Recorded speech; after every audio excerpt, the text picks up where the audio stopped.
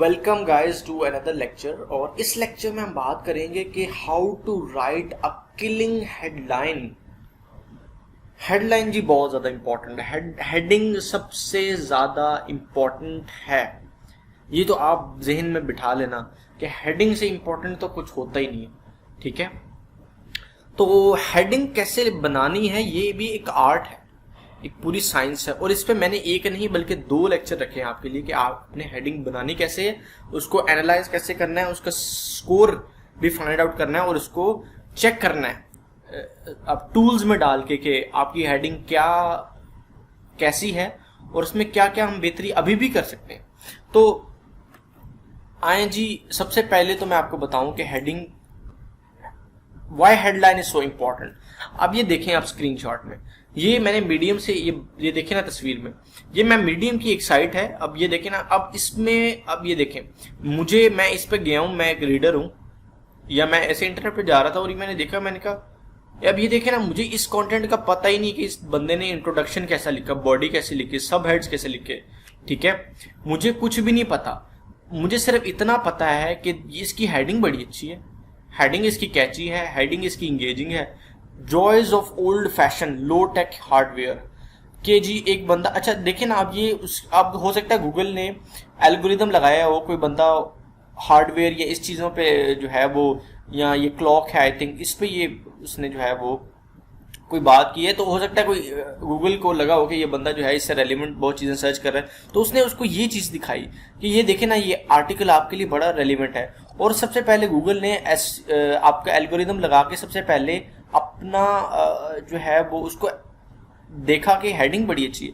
तो अगर कोई बंदा हार्डवेयर या इस तरह की टेक की कोई चीज़ें को बहुत उसको शौक है कि जी पुराने ज़माने के क्लॉक इस तरह के होते थे, तो सबसे पहले हेडिंग पढ़ेगा, वो कहेगा यार मुझे आर्टिकल पढ़ना चाहिए।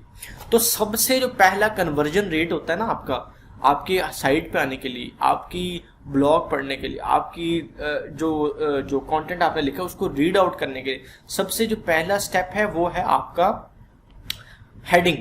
अगर हेडिंग मज़ेदार है हेडिंग, तो फिर तो कंटेंट तो आपका चाहे अंदर आपने जो है वो आपको सब हेडिंग लिखना ही नहीं आती, ठीक है, लेकिन हेडिंग आपको बड़ी अच्छी आती, एक दफ़ा रीडर तो आ गया ना। अब वो रीडर आने के बाद जो होना है चीज़ें, वो उसके लिए अलग साइंस है, लेकिन रीडर आना सबसे ज़्यादा, heading is the first thing the reader see. सबसे पहले ही हेडिंग है और सबसे इंपॉर्टेंट ही हेडिंग है रीडर। अब ये देखें ना, ये नीचे आप नीचे वाली हेडिंग देखें, why older people are so much happier. बूढ़े लोग क्यों इतने खुश होते हैं। एक हो सकता है किसी कोई ओल्ड शख्स हो, वो सोचता हो, या कोई बच्चा हो, वो सोच से उसने किसी बूढ़े शख्स को देखा। और ये हेडलाइन ये नहीं कि कोई रीडर आप स्पेशल ये हेडलाइन सर्च करेगा जी रॉबर्ट रॉय ब्रिट ने ये हेडलाइन लिखी थी, मैं ज़रा इसको गूगल पे देखूं क्या हेडिंग है, ऐसे नहीं होगा। ये जो हेडिंग्स आती है ना, ये कंटेंट, ये एक रिकमेंडेशन ये गूगल करता है उस बंदे को कि जी आप ये पढ़ रहे थे तो आपके लिए ये ज़्यादा जो है वो, आप खास इन चीज़ों पे आप सर्च करें तो हम आपको ये दिखाते, तो वो दिखाएगा। उसके बाद जो हेडिंग पढ़नी है ना वो रीडर पढ़ेगा।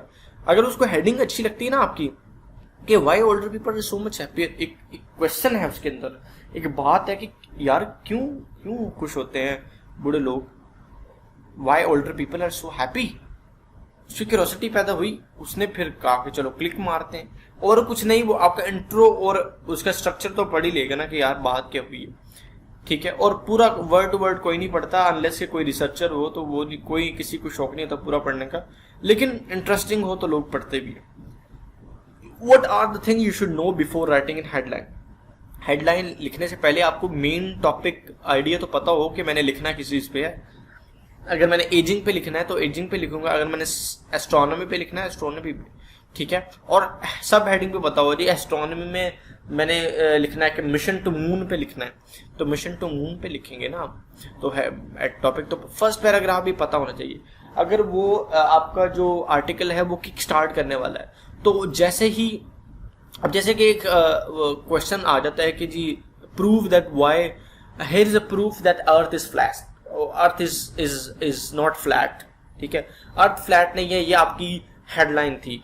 फर्स्ट पैराग्राफ में सबसे इंपॉर्टेंट चीज आपने यही डिसअप्रूव करनी है कि जी अर्थ फ्लैट नहीं, थीसिस स्टेटमेंट है। तो इनका इंट्रोडक्शन और हेडलाइन का आपस में बड़ा एक गहरा एक डीप कनेक्शन होता है, इसको भी समझने की जरूरत है कि हेडलाइन जैसी होगी उसी तरह की आपने साइंस इस्तेमाल करनी है अपनी पैराग्राफ में। The type of audience on that आपकी वेबसाइट पे किस तरह की ऑडियंस आता है। अगर वो इतनी पढ़ी लिखी नहीं, इतनी जो है वो एकेडमिक बैकग्राउंड से नहीं आ रही, तो फिर आप सिंपल आसान हेडलाइन बताएंगे।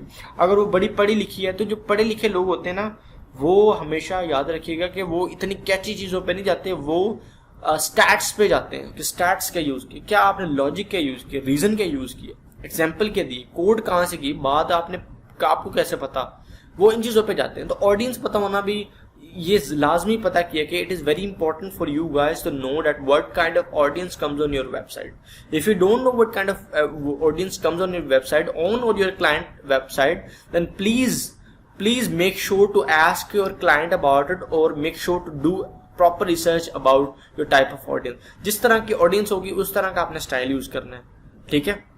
तो स्टाइल का कनेक्शन हो गया ऑडियंस के साथ। Tips for a good headline. Headline के लिए जी हेडलाइन शॉर्ट होनी चाहिए, लंबी ना ज्यादा लिखें, एक लाइन, एक सेंटेंस, और सेंटेंस को कॉम्प्लेक्स ना बनाए। It should be problem solving. Headline ऐसी होनी चाहिए कि पता चले कि जी कुछ बात ऐसी होगी कि जिसका प्रॉब्लम भी होगी और उसका सोल्यूशन भी होगा। ये क्यूरोसिटी बिल्डिंग वाली होगी। It should build curiosity. Reader कहे कि यार ये बंदे ने मतलब क्या बात है, इसकी क्या बात क्या हो रही है, ठीक है। अब कोई कह देता है जी कि 2025 में जो ये फ्लाइंग कार्स आ जाएंगी, बंदा पढ़ता है, बंदा कहता है रियली, मतलब I am living 2021 right now, और वाकई क्या मतलब 4 साल में इतना चीजें बदल जाएंगी, क्यूरियोसिटी पैदा हो गई ना।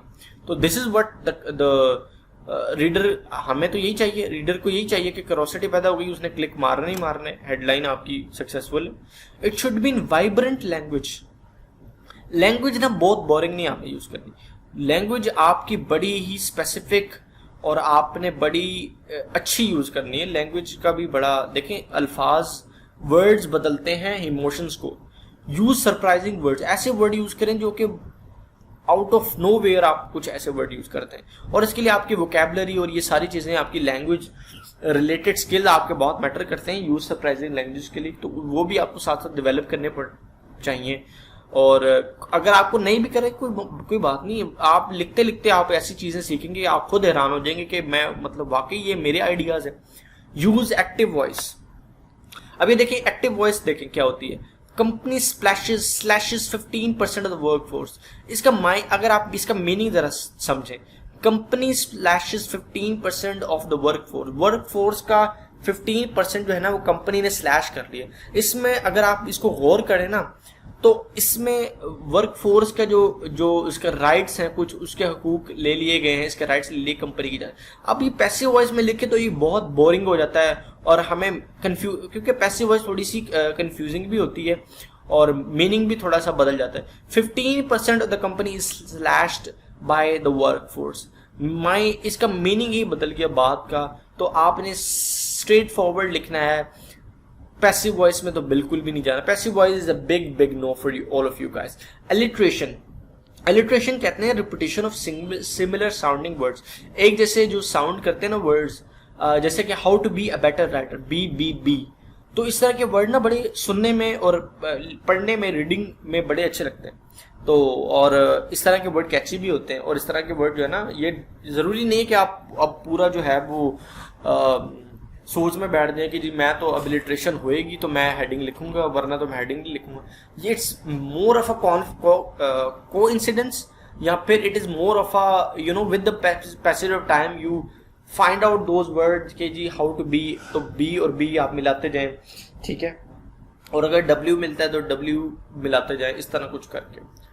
तो ये ज़रूरी नहीं है, लेकिन लिखते हुए अगर आपके पास आइडियाज़ आते हैं तो इलिट्रेशन आप यूज़ करें, ये बहुत अच्छी चीज़ होती है।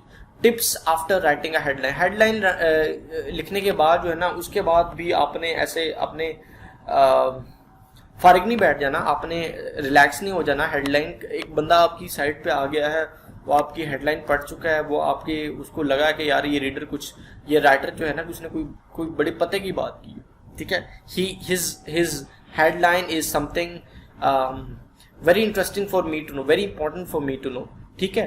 अब ये वो कहते हैं continue their interest with the reader को ना, आपने उसके बाद आपने अगर हेडलाइन बना ली ना, तो रीडर को आपने उसको इंटरेस्ट उसका बरकरार रखना है। हेडलाइन आपने ऐसी लिखी, आपने इंट्रोडक्शन वही बात की, उसको इंगेज करके रखना है, उसको यार बाकी उसमें और हैरान करें, इंट्रोडक्शन में और हैरान करें।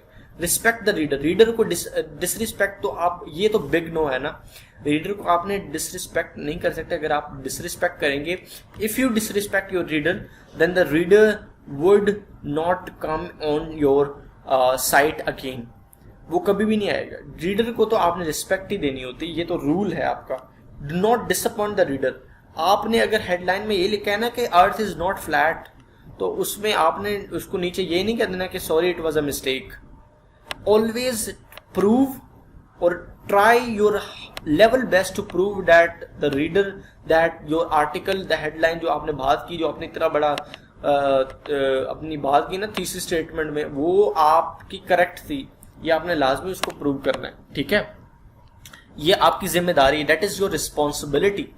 बी एक्यूरेट, बात सही करें जी, स्टैट्स लगाएं, प्रूव करें कि मैंने यहाँ से पढ़ा, रिसर्च पेपर में ये बात है जी, यहाँ से प्रूव करें, जैसे कि एक रिसर्चर करते थे। समराइज एट द एंड पे उसको जो है वो आपने जो है वो समअप करना है कि जी मैंने ये हेडलाइन बात की थी, मैंने इंट्रोडक्शन में कहा भी कि ऐसे होगा, और समराइज कंक्लूजन में आपने दोबारा लिखना है कि जी मैंने देखे, अब मैंने प्रूव किया that this actually exist, that this actually persist, that this is actually the reality, that this is actually happened.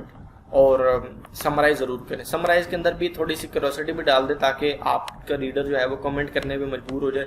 ये भी टेक्निक कुछ लोग यूज करते हैं, तो ये आप पे है कि अगर आप ये टेक्निक यूज करना चाहते हैं तो करें, तो इसका फायदा है, इसका आपकी लोग कमेंट ज़्यादा करेंगे, कमेंट ज़्यादा करेंगे तो आपकी साइट पे ज़्यादा आएंगे, साइट पे ज़्यादा आएंगे तो जी कमेंट के, आपको पता है कमेंट के नीचे फिर कमेंट हो। फेसबुक पे अगर आप यूज़ करते हो, अगर किसी ने कमेंट किया आपकी, अगर एक ग्रुप में आपने एक पोस्ट डाली हुई है, उस पर किसी ने नीचे कमेंट कर दिया, ठीक है, तो कमेंट करने से क्या होता है कि कमेंट करने से वो पोस्ट प्रमोट हो जाती है, वो जो पोस्ट है वो ऊपर चली जाती है, ठीक है, तो प्रमोट हो जाती है वो। इसी तरह अगर आप कमेंट दिलवाएंगे ना अपने समरी में, अपने कंक्लूजन में, तो उससे लोग जो है वो बड़े बहुत लोगों को शौक होता है कि कुछ ऐसा लिखा हो कि जिसमें जो है वो क्यूरोसिटी हो, और फिर वो आपकी चीज़ प्रमोट रहती है। रीडर बार बार आता रहता है कमेंट करने पे, और एक दफ़ा कमेंट करेगा, मेल आएगी उसे कि जी उसने फलाने ने आपकी बात को रद्द कर दिया, वो दोबारा आएगा।